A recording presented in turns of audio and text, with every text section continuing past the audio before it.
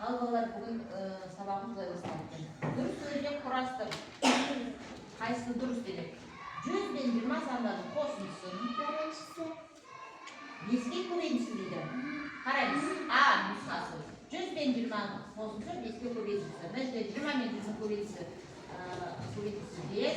100 бен 20-ның қосындысы көбейтілсі 5. 100 бен 20-ның көбейтілсі 35. Қайсы нұсқасы деп ойлайсыңдар балалар? А нұсқасы. Және бұл жерде біз не істей жасауымыз керек?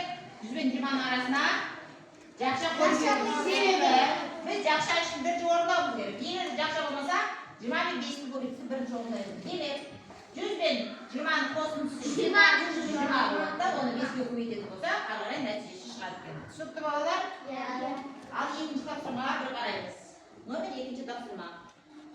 30-дан кіші сандар жиынында орналасқан ең үлкен 4 санның қосындысы нешеге келеді? 30-дан кіші жиында дейді. Демек 30-дан кіші деген сандар 29, 28, 27, 26. Себебі бізге 4 сан деген. Енді қараймыз. Егер де біз 29 пен 26 қосындысы неше болады екен? Ойлап көрейікші. 29 пен 26 қосындысы 55.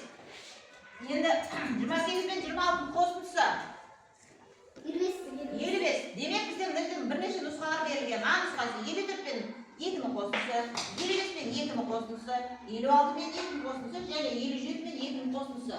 Жаңа біз 29 пен 26-ның қосындысы неше деп айтылыр балалар? 55.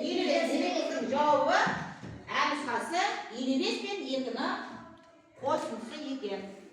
Демек 30-дан кіші сандар жиынында орналасқан ең үлкен 4 санның қосындысы нешеге тең дегенде 55 пен 2-ның қосындысына тең екен.